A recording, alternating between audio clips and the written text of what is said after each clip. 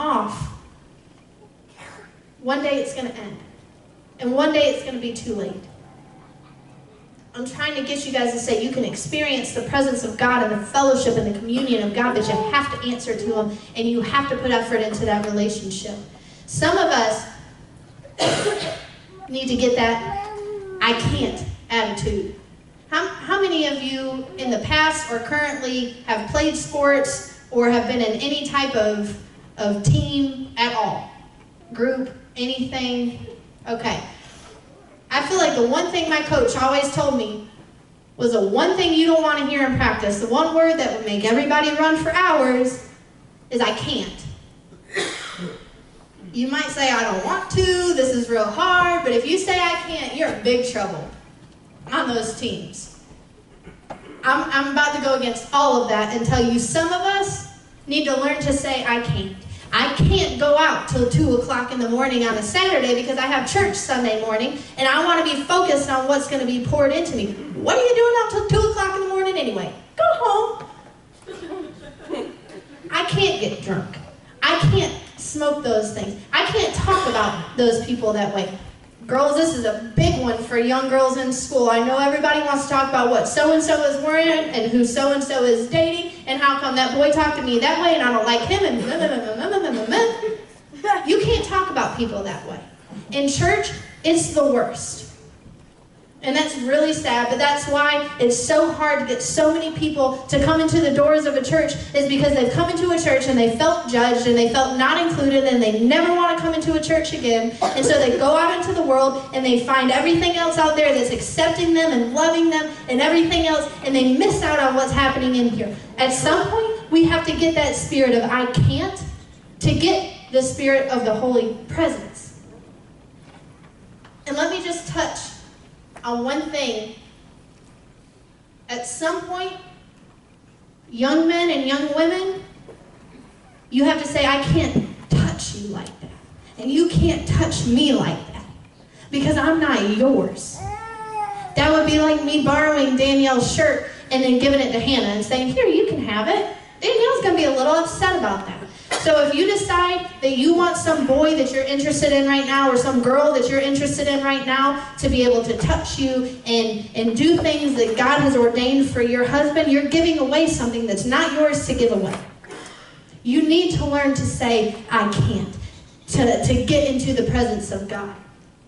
And it's not always bad things. Just being too busy can keep you from the presence of God. Just like I said, if Danielle keeps calling me and saying, let's hang out, I can't because I'm doing this. Let's do this, I can't because I'm doing this. Eventually this friendship is going to die down because we're not going to have that fellowship. You have to learn to prioritize your life, and God and His presence should be number one. It's easy to experience. It's up to you to get into His presence. The last little point I want to talk about is, why do we need the presence of God? Most of you know this, but let me make it clear for anyone who doesn't. There really is only one life that you get to live. You know that whole set, well, and I'm sorry, but this is going to go towards the youth because most of the adults aren't going to get this, but YOLO, that's for real. YOLO's for real. For those of you that don't understand, that means you only live once. YOLO. You'll hear kids running around yelling that all the time saying, YOLO, you're right. You only live once. So do you want to live for God or the devil? Because that's your only choice. Most of the time that I hear people yelling YOLO is before they're about to do something real stupid.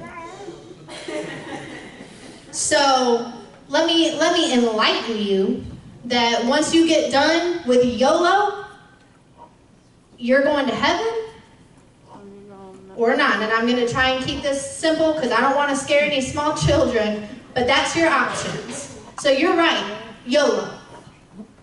That's it, okay? So see if you can follow me. And one other thing, it's not enough to say that you believe in God. In James 2, verse 19, it says, and this verse almost makes me laugh because I feel like it's almost calling you like, you believe that there's one God? Good. Even the demons believe that and shudder. do you think they're doing? You think they're looking forward to eternity? Nope. Not so much. So saying that you believe in God means zero. That's it. Good for you. You believe in Him? Awesome. Follow this with me. Why do you need the presence of God? John 14:6. Jesus answered, I am the way, the truth, and the life. No one comes to the Father except through me. Okay? So, in order to be saved, what that means to come to the Father means to be saved. That means to gain your salvation. So what He's saying there is that He's the only way. So all of these false prophets, false teachings, churches, people that want to tell you that that Islam and Christianity is the same thing, that any of these religions that we can coexist, they're lying to you. They're going to send you into eternity separated from God. Jesus Christ and what He did at Calvary, His blood on the cross, is the one and only way to get to the Father. He says, I am the way, the truth, and the life. No one comes to the Father except through me.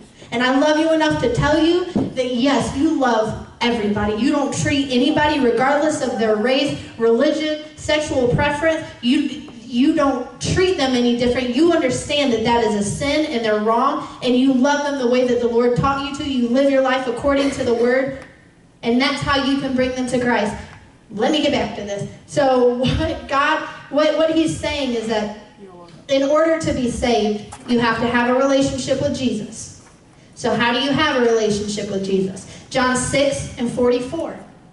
No one can come to me being Jesus, unless the Father who sent me draws them, and I will raise them up at that last day. So this almost seems like it's contradicting each other, because you can't get to the Father unless you go through Jesus, but you can't get to Jesus unless the Father draws you. So how do you think that's going to happen? In order to find Jesus, the Father has to draw you. The Father's going to draw you through the Holy Spirit that He sent. And what that is the presence of God. That's why every Sunday we get in here and we're trying to lead you in worship into a place of the holies of holies, so that you can experience the presence of God, so that if something isn't right in your life, in your heart, He can acknowledge that to you, draw that out of you, and draw you to Him. Because the most important thing, that's the only way you're going to find your salvation. That's the only way you're going to be able to spend eternity with Christ. That's the only way that all of your blessings and breakthroughs and everything else are going to happen, is when you get the junk out of your life. Christ can come in, but until you know what the junk is, you're not going to know to get it out of your life. You have to seek the presence of God to find your salvation.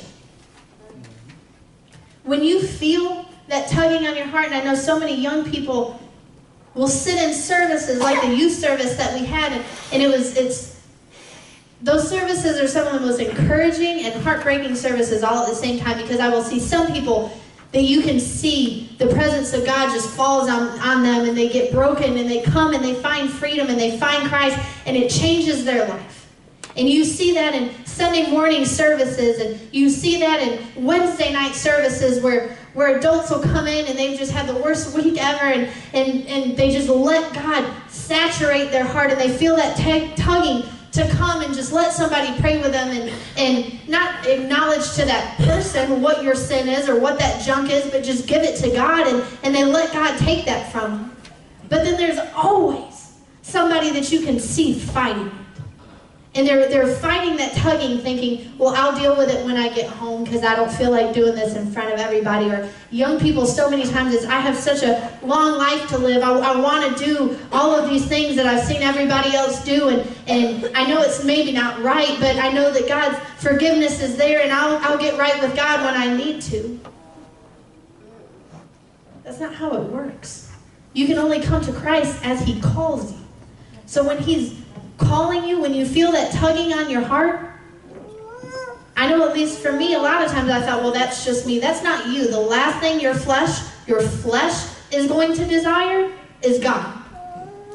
That's not you. That is the presence of God being birthed inside of you, longing to have a relationship with you. So when you feel that tugging on your heart, respond to it then.